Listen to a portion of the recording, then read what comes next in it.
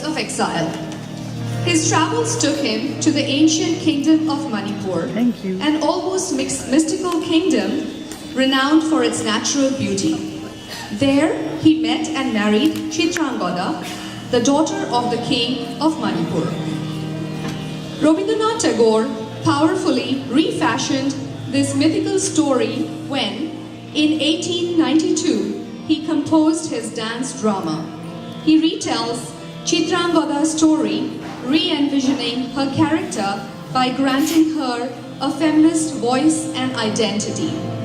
In Tagore's lyrical drama, Chitrangoda is the only child of the king of Manipur.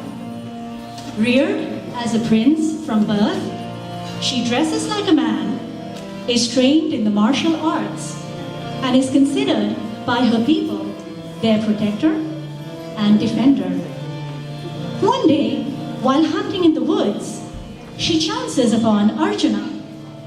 She falls in love with the handsome Pandava, but he scornfully rejects her, claiming in his own defense his ongoing vow of celibacy. Heartbroken, Chitrangoda beseeches Kamadeva, the god of love, for the boon of beauty. She receives her boon and finds herself transformed into a beautiful woman. Arjun, upon seeing her in her new form, passionately avows love for her. Although Chitrangoda now has what she has wished for all along, yet deep down she is filled with hatred and self-disgust at the deception she has perpetrated. She asks Kamadeva to take back his boon and restore her to her former self. The play undergoes a further dramatic turn when pillagers soon arrive to wreak havoc in Chitrangoda's kingdom. Arjuna learns from the villagers that Chitrangoda, their warrior princess, is much admired and beloved by them, and they are saddened by her absence. Arjuna is impressed by their story of a woman who appears to be his equal in bravery, loyalty, and courage. He longs to meet her. Divested of her boon, Chitrangoda finally sees Arjun in her true form.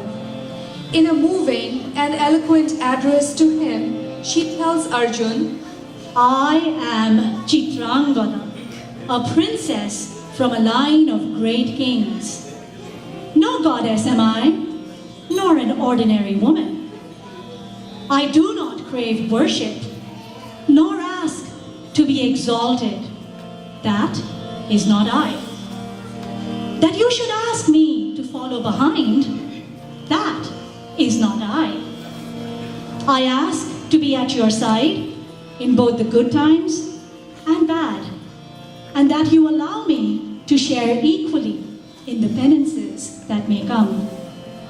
Then will you know my worth. Today, I just say unto you, I am Chitrangoda, a princess from a line of great kings.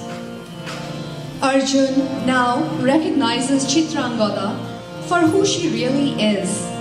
They come together finally in a joyful celebration of their love and reunion. Manipur রাজের ভক্তিতে তুষ্ট হয়ে শিব বর দিয়েছিলেন যে তার বংশে কেবল পুত্রই জন্মাবে। তৎসত্ত্বেও যখন রাজকুলে চিত্রাঙ্গদার জন্ম হলো, তখন রাজা তাকে পুত্ররূপেই পালন করলেন। রাজকন্যা অভ্যেস করলেন ধনুর্বিদ্যা, শিক্ষা করলেন যুদ্ধবিদ্যা, রাজদণ্ডনীতি। অর্জুন দ্বাদশ বর্ষব্যাপী ব্রহ্মচর্য ব্রত গ্রহণ করে ভ্রমণ করতে করতে এসেছেন মণিপুরে। তখনই এই নাটকের আখ্যান আরম্ভ।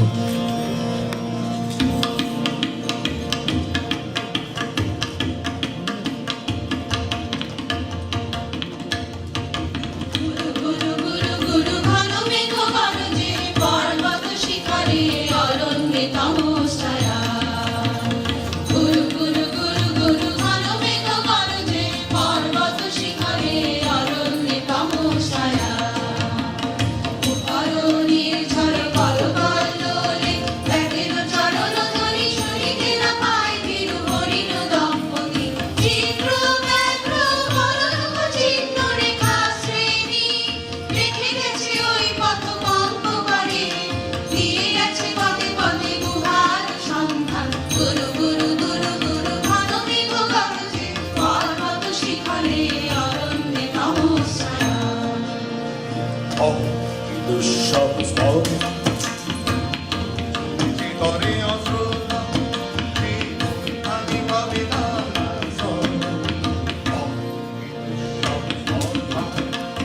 অর্জুন তুমি অর্জুন বালকের দল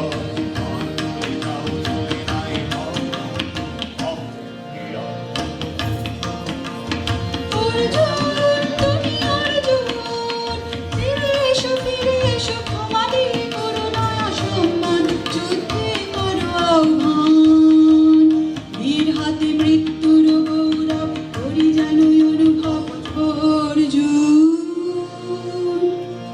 তুমি অর্জুন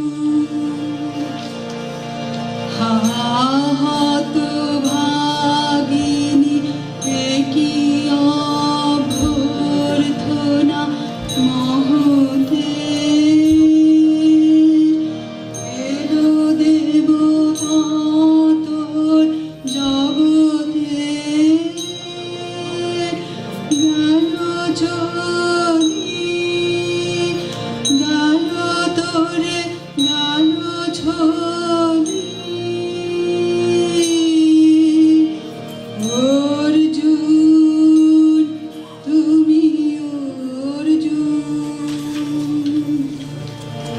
সখী কি দেখা দেখিলে তুমি এক পলকের আঘাতে খুশিল কি আপন পুরানো পরিচয় রবি করপাতে পুরকের আবরণ টুটি মাধবী কি প্রথম চিনিল আপনার লাগলো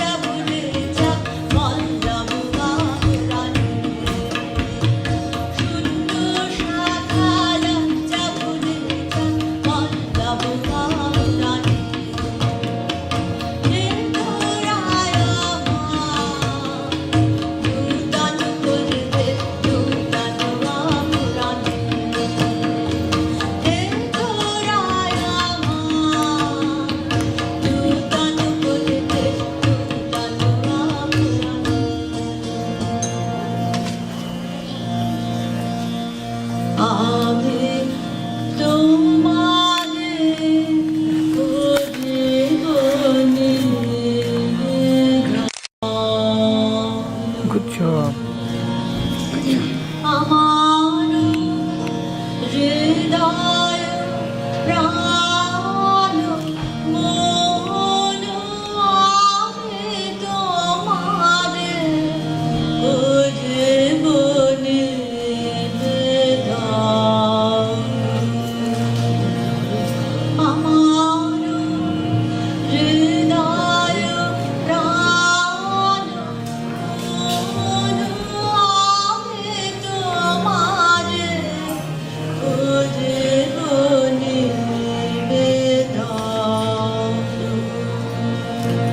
ক্ষমা করো আমার অরুণযোগ্য নহি বরাঙ্গনে ব্রহ্মচারী ব্রতধারী ব্রহ্ম